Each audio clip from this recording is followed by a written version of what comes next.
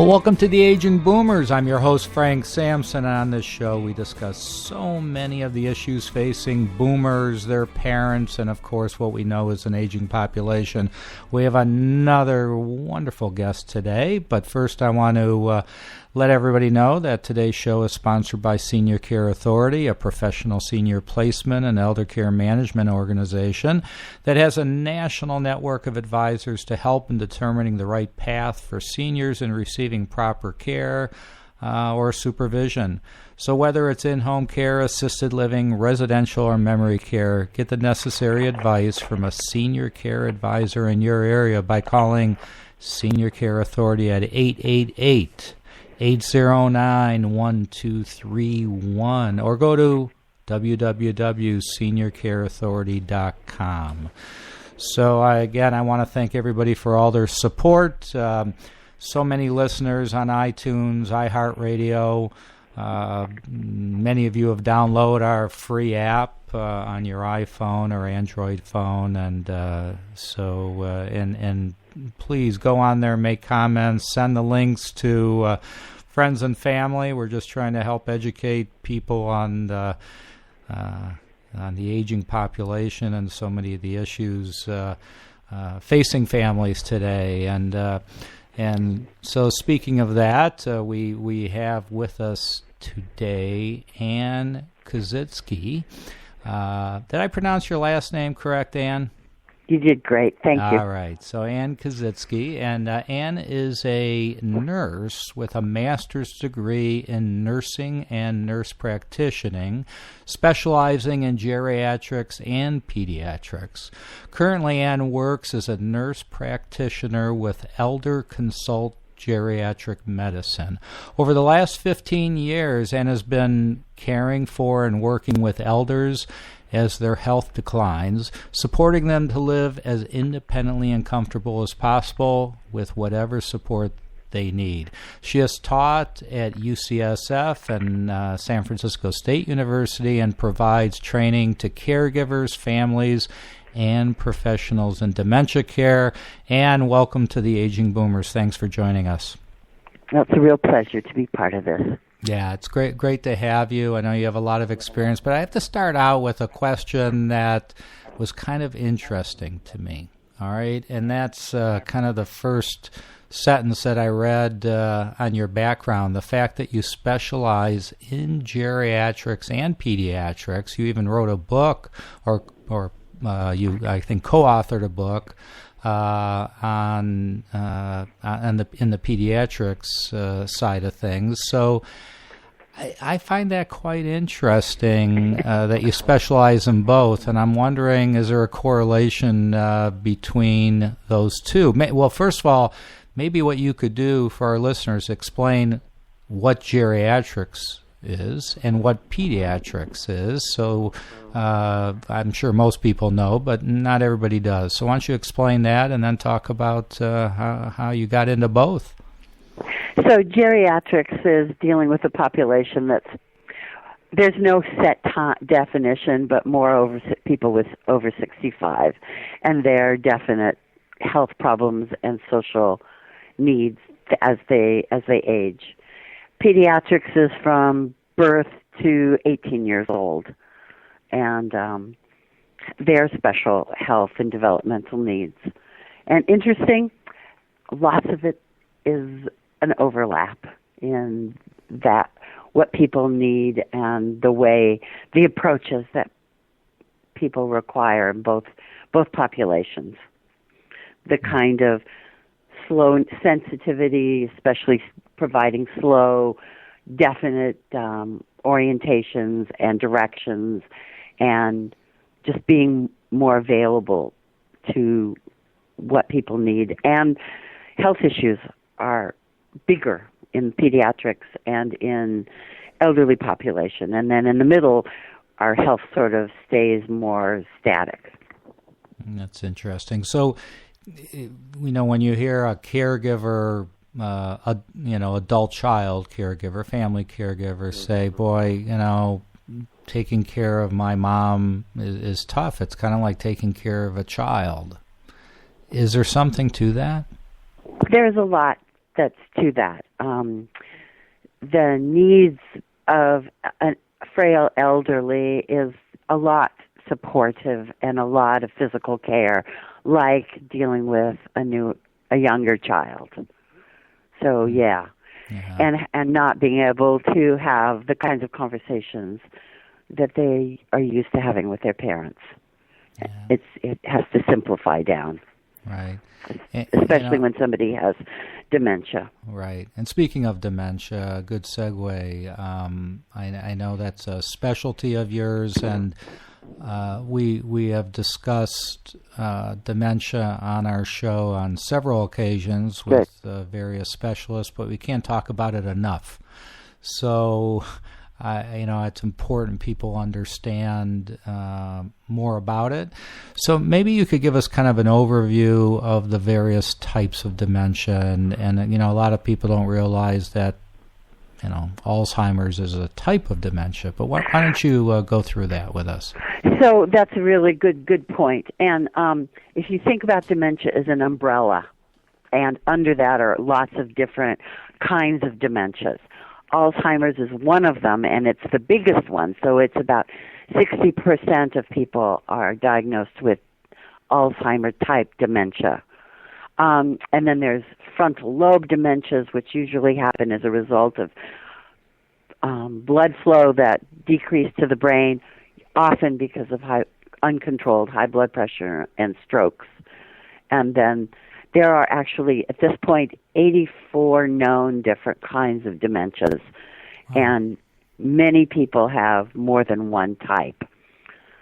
So the bottom line is it doesn't really completely matter what kind you've got, but that it's a progressive disease, deteriorating disease, and eventually causes brain death and death. So if it kind of doesn't matter what kind you have, I mean, you have different types, why would someone want to get diagnosed? If they know they have it, they have some form of dementia, why go and try to find out what type? There is differences in terms of how fast the decline is, different kinds of medications that can or cannot be used, why the kinds of behaviors in Lewy body dementia, which is now coming to the sort of the in dementia right now.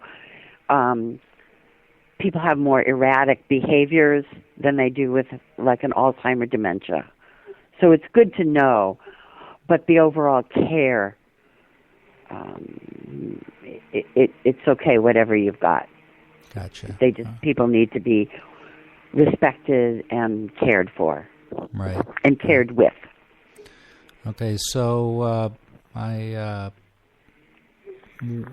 went to go to my office today, and I couldn't find my keys. Right, and good one. I was looking all over the house for the keys. I finally found the keys, but I'm going, what, am I losing it here? Should somebody worry about that? When that happens? There's a difference between normal aging and dementia. Dementia is not normal aging, and it's characterized by multiple cognitive defects, with memory impairments as sort of the early symptoms, and so people lose language, they lose executive functioning, but with normal aging, you can retake your steps, and you'll find your keys. You remember the clues that kind of help lead you to it. Whereas if you had dementia, it would be, somebody took my keys. The difference is, too, that you're taking responsibility for finding them, and then figuring out, like, if you tend to lose them all the time, what are you going to do to keep that from happening if you can? So, with dementia, people don't recognize that it's really their brain deteriorating. So the fact that I left my keys in my jacket I wore last night, and I remembered the fact that, oh yeah, I must have left the keys in the jacket, I got a little less to worry about than the keys were in the jacket, and I blame my wife for putting it there. Exactly. Okay. So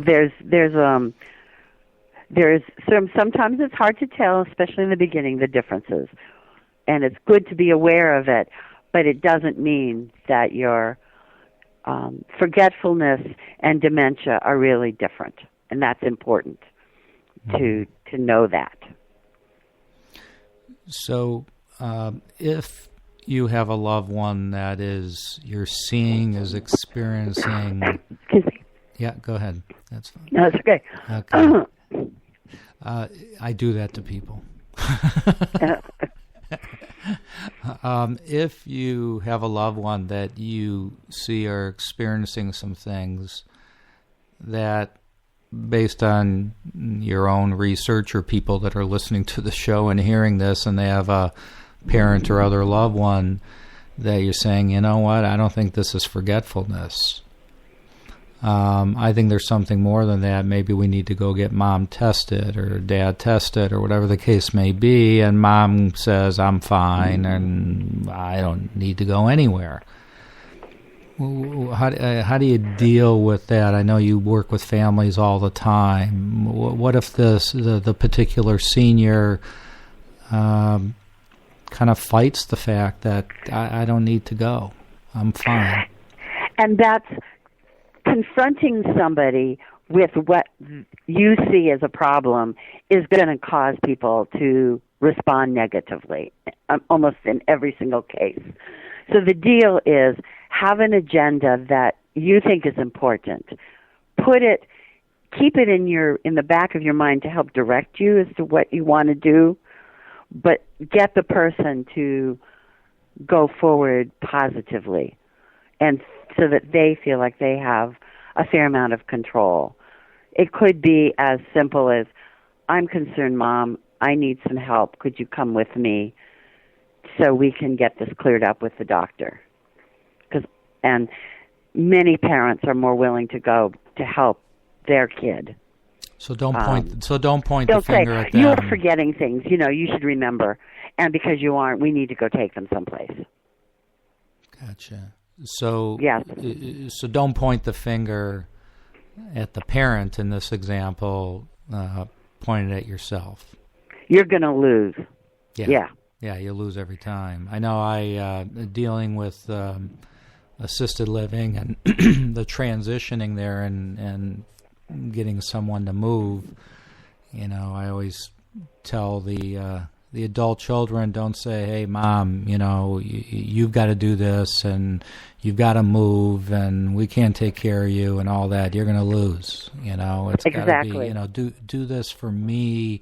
I'm having a real tough time. I'm not able to work anymore because of this, and would really help me out a lot. So it's the same type of approach. So that's great. And you want to also get a good evaluation. A primary care doctor that does an initial 5-minute screening is just that. It's an initial screening. It is not a diagnostic information tests. So you want to go get a complete neuro screening, getting a CT scan, getting blood work, seeing a neurologist. You could go to, around the whole country, there are facilities now that are geared for doing a complete evaluation. Right. And then you come away with a picture that helps to direct you and your family. You had mentioned to me before the interview, you brought up the 4 A's of dementia. You want to talk about those a little bit? So certainly. So the 4 A's of dementia. Yeah, and you might want to keep the you were kind of cutting out a little bit. So I'm sorry. Yeah, no, so that's the fine. 4 A's of dementia are anxiety, aggression, agitation, and apathy. And a lot of people who have dementia, their brain is deteriorating. sometimes they know it, sometimes they don't know it. And a lot of times it's because the way the synapses in the brain are firing, they're misfiring or firing and going into the wrong places in the brain, which causes people to act out, become more aggressive than they used to be. They're anxious because they don't have the executive abilities to think through a problem and solve it, so they get worried. They're more able to deal with routines.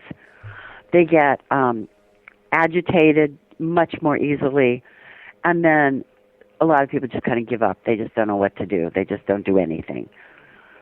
So trying very hard to keep people feeling valued and of value is a good way to help, not putting people in front of televisions. And you want to provide activities that are interesting and valued by the elder.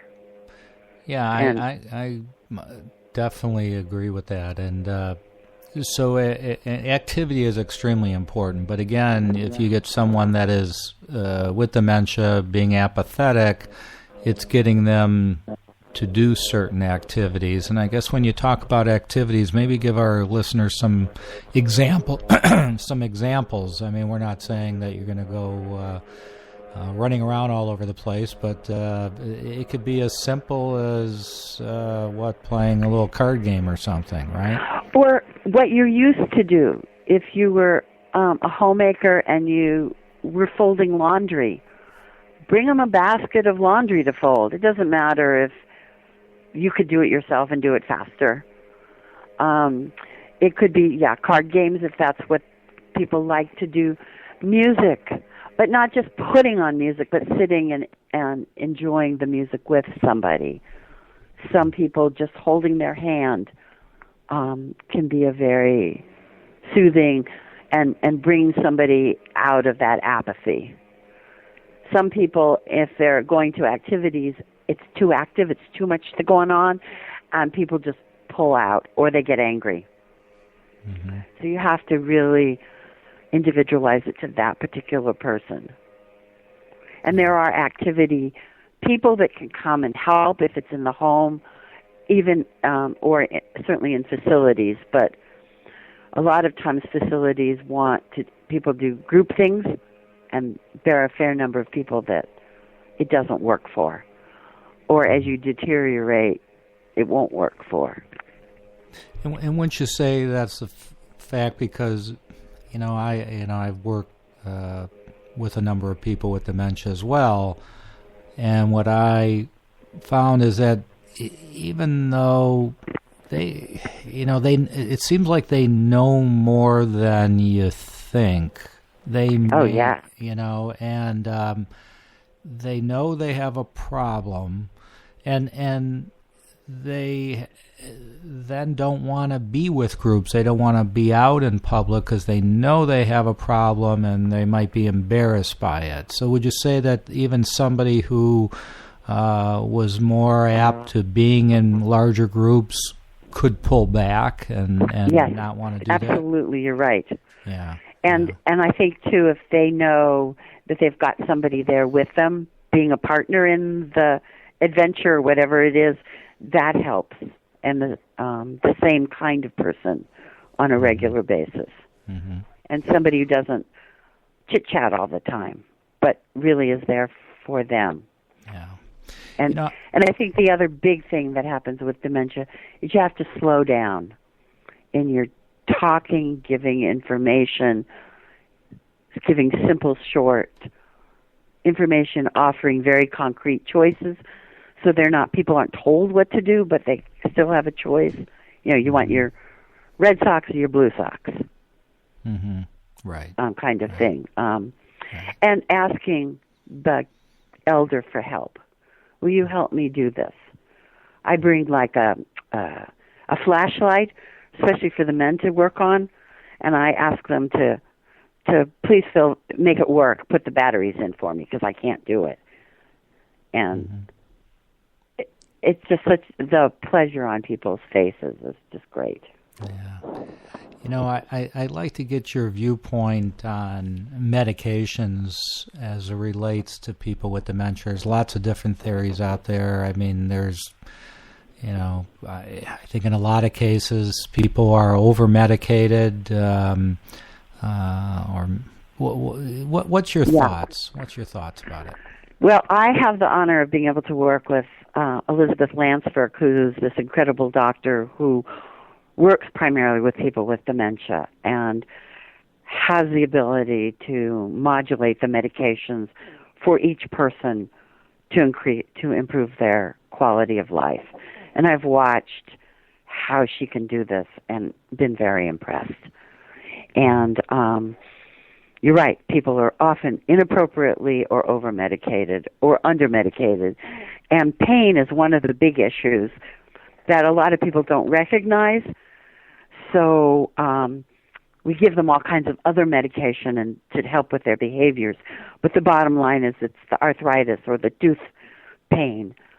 So Tylenol can be a real effect, or other less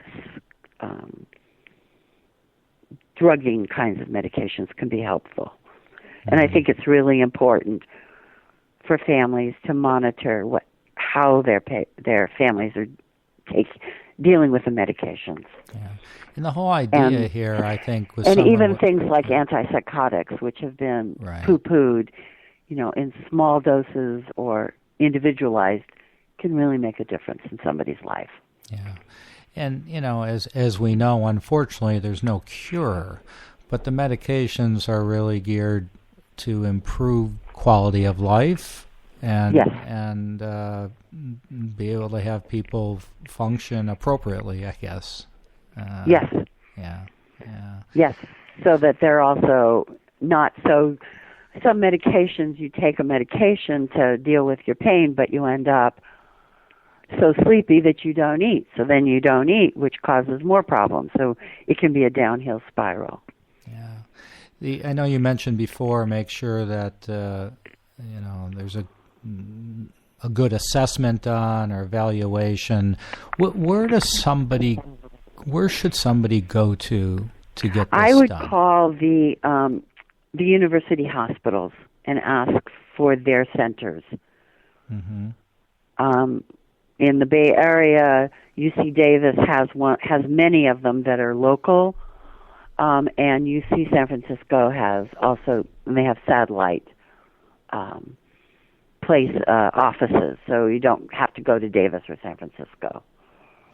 So you're saying that no matter where they're located in the country, you know, maybe most university hospitals, they have some evaluative system. And who would be the type of a person, type of a doctor, or who would be evaluating them, and what do they do?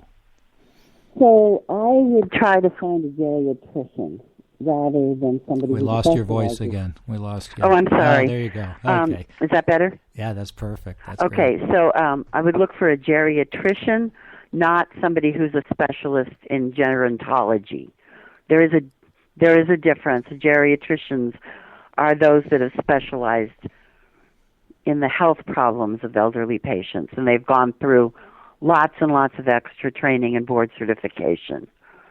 Gerontologists have focused on that, but they are not board certified. And so the geriatrician would be the person to find. And if that, then I would look for somebody who was a neurologist to head the team. Mm-hmm. And they would do a battery of different mental testing. They would do physical testing to see for balance, for your ability to follow directions, ability to walk. They would do different kind of brain studies, CT scans, and then blood tests to make sure that there weren't other kinds of problems that were going on. Got it. And then they would follow up with recommendations and medications. Good. So if somebody wanted to get a hold of you or your organization that you're with, how would they go about doing that, Ann? So the best way to do it is to call the office, which is we're Elder Consult Geriatric Medicine, or go look online. We have a website, Okay. and those both would help give information. And you feel free to give out the number or the website if you have it available. Okay. It's 650-357-8834. Okay. And the website, do you happen to know that? Website I don't have. Okay. I know if you look up geriatric. Oh, it's elderconsult.com. Elderconsult, CONSULT.com. Yes. Okay, great. Hey, we have just about a minute left. Just any words of wisdom that you could provide to our listeners? I think to just know, certainly taking care of somebody, an elder with this illness is very time-consuming, very difficult, and very rewarding as well, and that the elder should be respected and cared for in the best way we all know how. Great. Ann Kositsky, thank you so much for joining us, and I want to thank everybody out there for joining us as well, and thanks for all your support. Of course, we'll be back next week with more great guests. And please be safe out there, and we'll talk to you all very soon.